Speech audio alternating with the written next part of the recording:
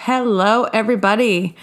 What's going on? It's funny. I've been sitting here trying to decide what the best intro should be, like what's up or hi or welcome back. I don't know. It'll probably evolve as this goes on. First of all, I wanted to just say thank you for the positive feedback.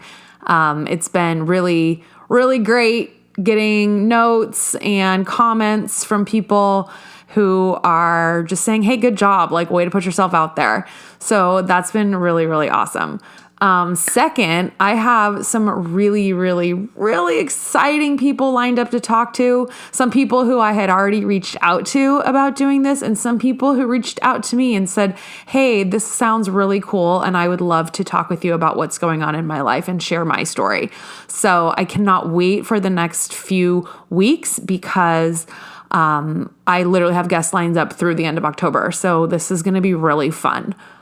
I'm sitting here and all I can think about is saying and I know that I usually speak fairly well and don't say a lot, so I don't know why that word is just stuck in my brain right now.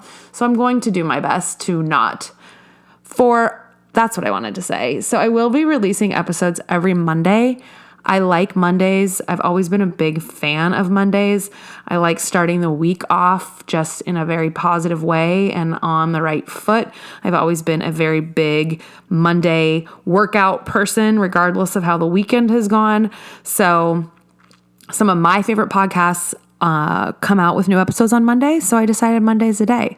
So I'm excited to release this one and talk a little bit about self-awareness. I thought it would be a good idea to talk about self-awareness because I really feel like that's been the key aspect of my journey over this year of 2022.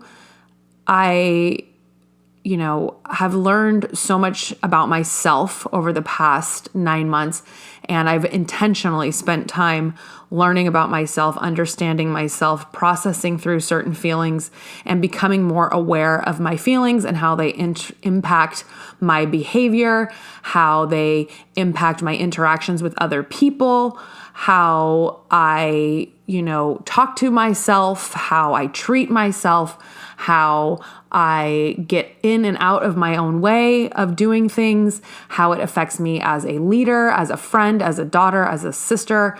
All of those things have really been a part of, I guess in some ways rebuilding myself into the person that I am right now and being confident and comfortable with who I am today.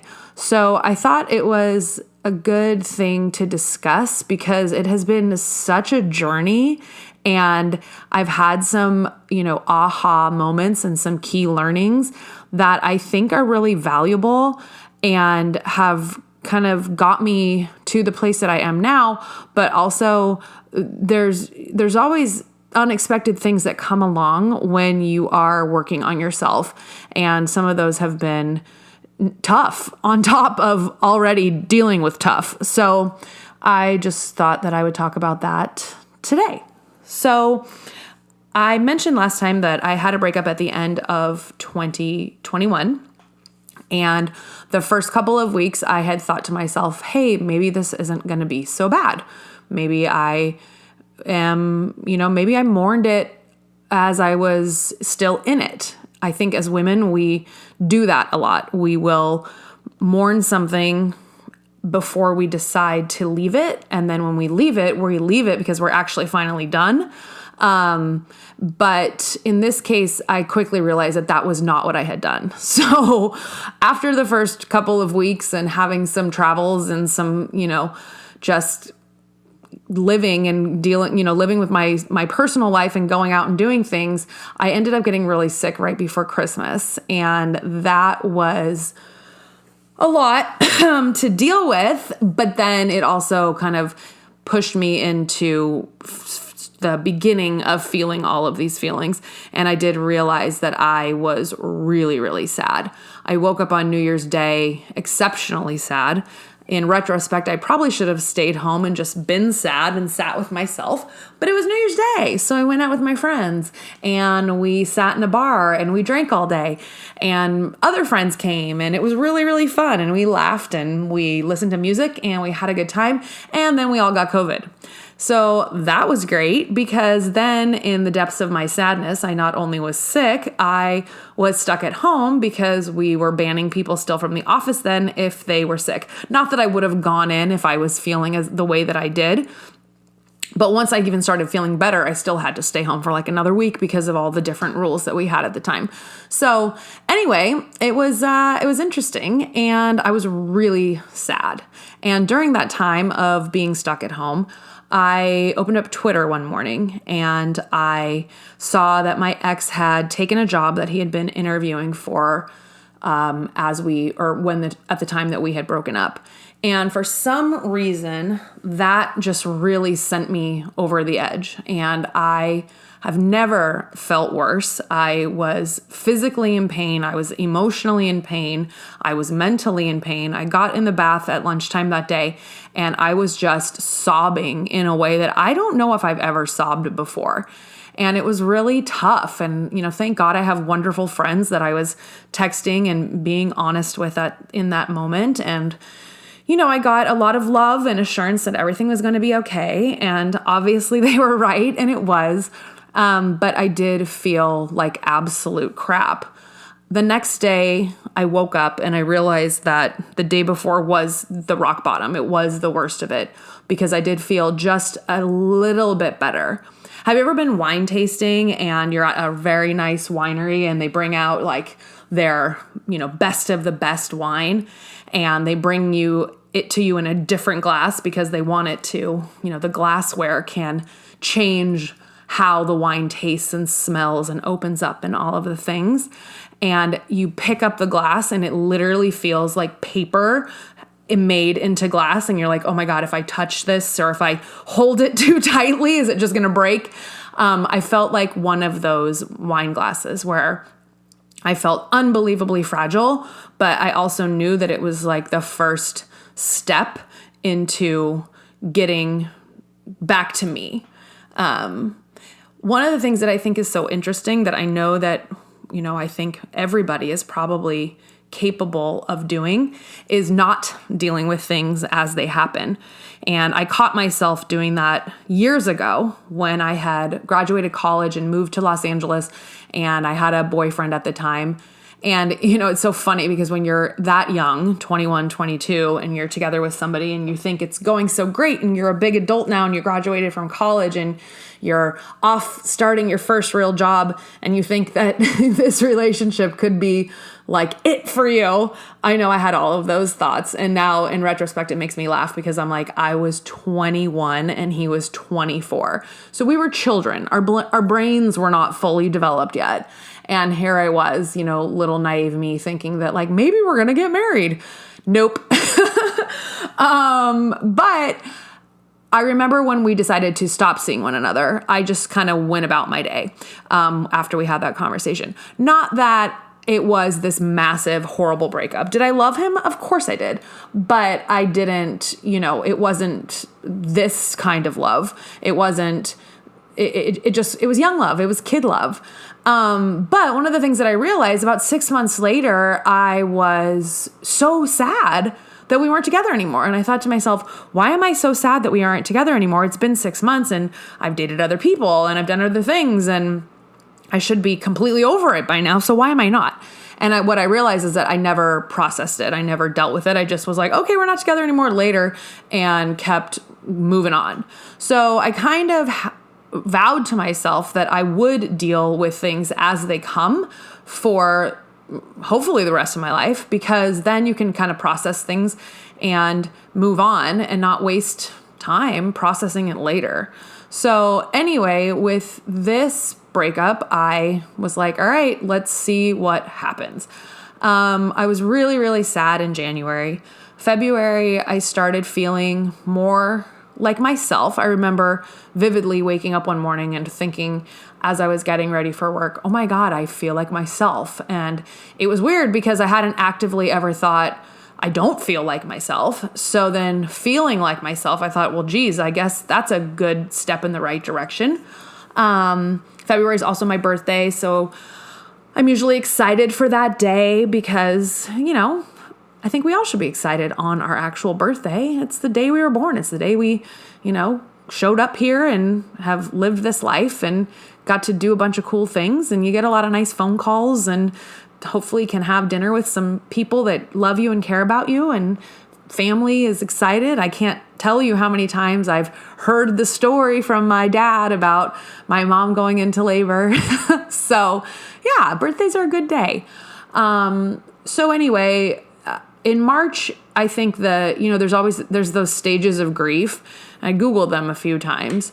I don't necessarily think that I went in that order of what they say they are. I don't even know if I went through all of them, but I will say that in March, the anger definitely hit. And I was like, this is bullshit and fuck him. And he didn't call me on my birthday. And I don't want to date anybody. I don't want to be around men. I don't want to take care of a man. I want to just do whatever I want when I want. That was kind of the gist of March. And so I did. I, started going out more, having fun with my friends, and started laughing more, feeling good about myself, and it felt good. By April, I realized I might have been going a little too hard in the old paint from a partying perspective. And that's when the real work started on the self-awareness and feeling all of my feelings, understanding what they were doing, how they were, making me feel who I was trying to be, all while, still having a full-time job and friends and family and a home and all the other things that, we all balance as we go through the ups and downs of life. So I started taking better care of myself. I took a break from drinking, which was a good thing. I got back on the Peloton. I had always been on the Peloton, but I wasn't doing it as hard as I probably could have. So I started working out harder. I started doing strength training. I started running again, and really, really, feeling all these feelings and processing all these emotions. One thing that I noticed is that I was incredibly emotional. Now, I would say that I've always been an emotional person, but I think that I typically reserved my emotion for private. So, if I was going to cry about something, I would, do like a normal person doesn't, cry in the shower or cry in the car, not cry constantly and multiple times in my boss's office. That was really a tough one for me to swallow, because I literally was so vulnerable and had moments where I could not stop myself from talking and sharing, and then tears would come and I'm like, welp, here I am. Here's me today. This is fun. And for those of you wondering, my boss is a man and he's lovely. And if you're listening, I adore you. And I will always be thankful that you made me feel and make me feel as safe as you do. So I know I can be real with you. But that really wasn't something that had happened to me very often or ever. So yeah, it was real interesting.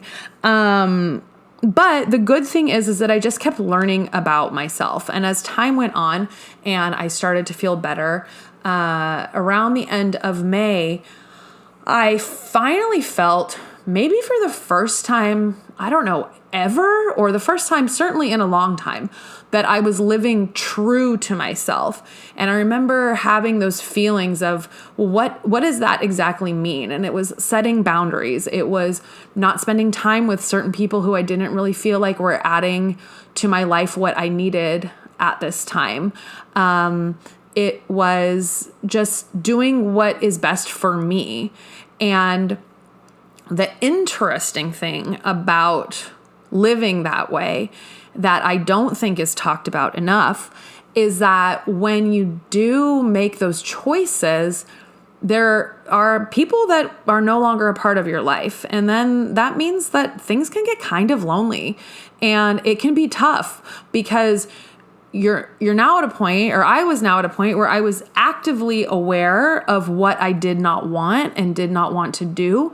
And I think that awareness is so important, because I feel like once you know something, it's hard to go back to the behavior that you were doing prior, because you know better. So if I get to a point and I know, doing this isn't that good for me, or, partying multiple nights a week isn't that good for me. It's like when I've made that decision that I don't want to do that, or I don't want to hang out with this person anymore, then it's like I felt like I almost had no choice but to continue on that path, because I'm my own biggest judge, right? So I'm sitting there going, well, why am I doing this? This isn't good for you. So, but back to my point, I don't think that people talk about how lonely it can be. You can literally be sitting on your couch over the weekend and your phone doesn't ring, or you only get text messages from your, one group chat and your mom. And not that there's anything wrong with that, because it's lovely to have close friends and it's lovely to have family that love you. But I will say sometimes the silence was painful and the silence was scary. But I also knew that I had to just continue doing what was best for me, because it ultimately felt good to be doing what was best for me. So as summer continued on and I continued to feel better and feel like I was comfortable being me and comfortable doing everything on my own and comfortable just, living my life, I still noticed that I was really emotional and I would still cry a lot. And I remember thinking to myself, is this just who I am now? Am I just going to be this emotional now moving forward? And that was a lot for me to swallow, because sometimes I don't want to be, brought to tears on certain things, or at least not on that frequent of a basis. But I just also thought, well, I'm not going to stop feeling my feelings, so I'm just going to see what happens. Around July, I started paying attention more to astrology. And, don't get me wrong, I'm not somebody who lives and dies by my daily horoscope. I am a Pisces, and when I read definition of Pisces, I do think that it's very spot on for me. I am emotional, as I've been talking about. I am very passionate. I'm very romantic. I can be creative and whimsical and get lost in my thoughts.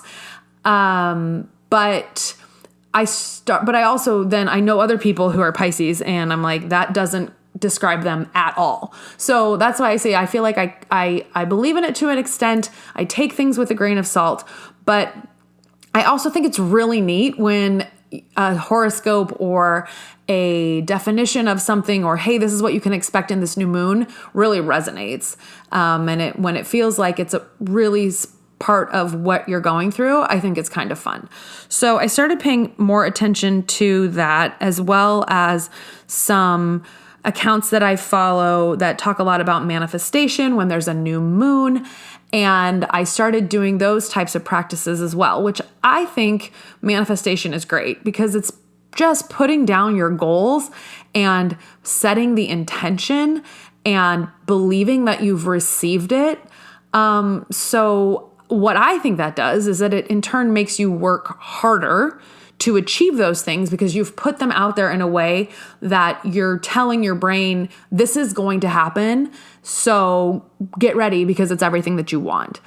So I started doing those things, and that felt really good. There was one, I guess it was just a few weeks ago, where the exercise was to write down all of the things that you wanted to let go of and that were no longer serving you, and then thank the universe for removing them from your life. And then you're supposed to burn it. So, okay, I'll write a list of a few things that I'm ready to let go of that are no longer serving me, and I'll light it on fire. That sounds like fun. So I did that. One of the things at the beginning of August was to write a journal entry dated exactly 1 year from that date.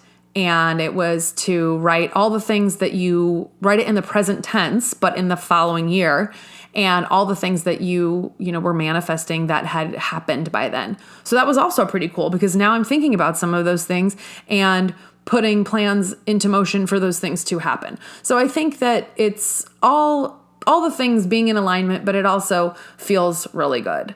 One of the other things that I started paying more attention to was my own personal energy, and what energy am I putting out and what energy am I bringing in, and what types of things is my energy attracting. Because I saw this one video and it was talking about if you're putting out energy in the form of chasing things in a way, it's almost like you're putting a force field up, and the things aren't going to be able to come all the way to you. So it's a shifting of your energy to be more of an attractor and attracting all of the things that you want in your life, that you have goals for or to achieve, or that you want for just how you want to live. So my mom and I were getting ready to head to Europe, and I thought to myself, when I come back from this trip, I want to feel that my energy has shifted into me attracting all of the things that I want. And what's interesting is that I do feel that way. And I feel it so strongly that sometimes I just start laughing, because it's all mindset. It's so all mindset, and it's so crazy to me, because it's not even that my behavior has changed. It's my mindset has changed. Therefore, I feel the energy coming towards me versus feeling like I'm pushing energy out. And I mean, I don't know, you might laugh or think that's crazy, but it's crazy. It's crazy to me that I feel it so strongly that I literally just start laughing at times, because I'm like, oh my gosh, this is great. The last thing that happened recently that I feel was the final pieces of the puzzle that I was putting together for this current version of who I am, is fascinating to me. So, as I mentioned, I had been really emotional, and I was starting to wonder, is this just who I am now? The second day of our trip, we were sitting in southern Athens. I was sitting right on the water. It's absolutely stunning. I felt so lucky and so thankful to be there. I think it's the 5th time my mom and I have been international together, and our 3rd time together in Greece. And I was just really thankful to be there again, and thankful that we had the opportunity to come, and it was a really nice break from life and from work, and it was warm and beautiful and cocktails and all the things. And three word phrase just hit me like a ton of bricks. And that phrase, I guess, a sentence, I don't know, was I value myself. And you might be thinking, well, wait, did you not value yourself prior? No. Yes, of course I valued myself, but I don't think I'd ever thought it like that or actually said those words out loud. And it was crazy to me, because I felt like it was something that was sitting under in my subconscious for so long, that was waiting for my conscious to recognize it. And I just kept saying to myself, I value myself. And every time over the next few days, when I would get up and I would go to the bathroom, or if I would be getting out of the shower, I'd look in the mirror and I would just say, I value myself. I value myself. I value myself.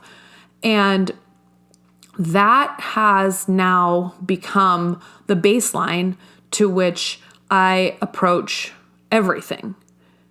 And I think that is so awesome, because I also feel like that recognition of those 3 simple words has closed the door on all of this emotion that was coming out in the form of tears and just massive emotions over the past few months.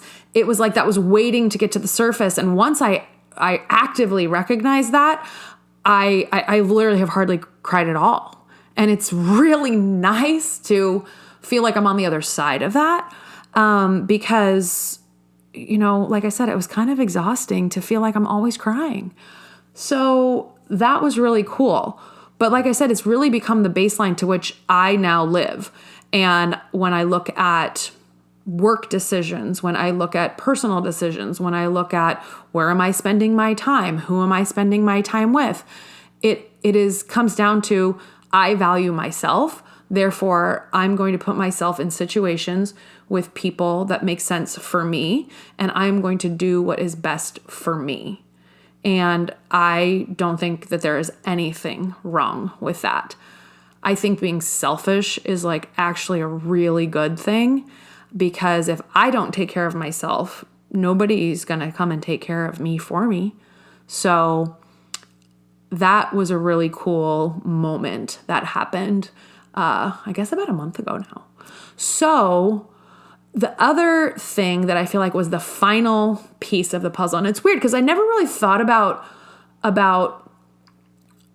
puzzle. I never really thought about, I'm like putting myself back together, putting myself together in a different way. But that's kind of what it felt like when I finally got to this point. We got back from our trip, and I, got through a couple days of jet lag. And then I realized that there were a couple of people in my life that I needed to have some conversations with, because I felt like I hadn't been completely honest about some things. And not that I was lying. That wasn't the case, but more so like I felt like, hey, this is how I feel about this friendship, and I need to be honest because it just felt like things had been kind of sticky. And I thought a lot about sharing this piece, because what I learned from this is that if we're going to be honest with somebody, you have to do it for yourself. Or I felt like I was doing this for myself. I was being honest with a couple of friends for no reason other than I was doing it for me. I wasn't doing it with any expectations of their reactions or how they were going to respond. And I think that is something important to acknowledge, because no matter who you're talking to, when you're talking to them, what you're talking about, you don't, sometimes sure you can anticipate people's reactions, but you don't always know how people are going to respond to what you say. And so you can't go into it with expectations, because then you're going to get let down in probably, more than one instance. So for me, I went into these discussions like I'm going to be honest because I feel like there's no reason not to be. And because I want there to not be any question on how I feel or where I stand. And knowing that, it could go in any direction, because maybe the person on the receiving end of the conversation doesn't want to, I don't know, or just is going to be not happy with what I had to say.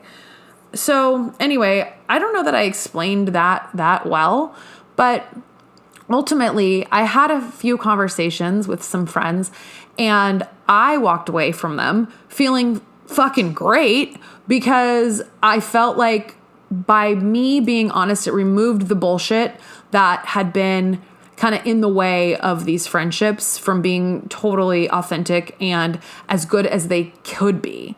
So I thought, wow, that was so incredibly freeing. And it really did make me feel like it was the last piece of the puzzle of, just, when you're doing a puzzle and you get to that last piece and you push it in and you're like, yes, this is done and it looks great. And I'm so proud that I finished it. That was the feeling that I felt. I was like, hey, I finished this puzzle.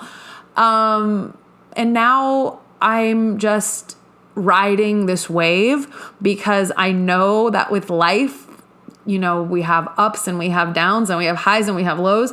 And right now I am feeling so fantastic, and I'm going to just continue enjoying the hell out of how fantastic I feel while living as authentically as possible, valuing myself every day, and having a lot of fun. I really feel like I finally have gotten out of my own way. And that is also a very freeing feeling. I think that I was in my own way for probably the last 2 years in regards to even putting this podcast out there. Although I do believe that things happen as they should and that the timing of this could not be better. But I know that I was definitely in my own way for quite some time in getting this out. But yeah, I don't feel like I'm in my own way anymore. So I'm really excited about the goals that I've set for the balance of this year. I'm excited to achieve them both professionally and personally, and excited to, see where I'm at come December 31st. So that is my whole spiel on self-awareness and my own personal journey of grieving a loss and coming through it and coming out, I think, even better and stronger and happier. I really, really believe that when we know better, we have no choice but to do better. So getting to know myself and getting to know my feelings and how they just impact everything in my life and how I am and who I am and all of those things has been a journey that's been tough, but I would go through it all again to get here today. So, with all of that being said, thank you for listening. Thank you for encouraging me. Like, comment, subscribe, all the things. At the link, there is also a link to my Instagram and my TikTok. The TikTok piece is definitely daunting, but I do think that it is necessary to help organic growth. So feel free to make fun of me all you want, because I'm sure that there will be some that are dumb. But hey, it's all in good fun, right? Thanks so much, everybody, for listening, and I will be back next Monday with my first guest, and I cannot wait to have these conversations. And again, if you have anyone in your life, or if you yourself are interested in sharing your story, your round two, please reach out and we can schedule a time to chat. All right, thanks so much. Have a wonderful week, and we will talk to you soon.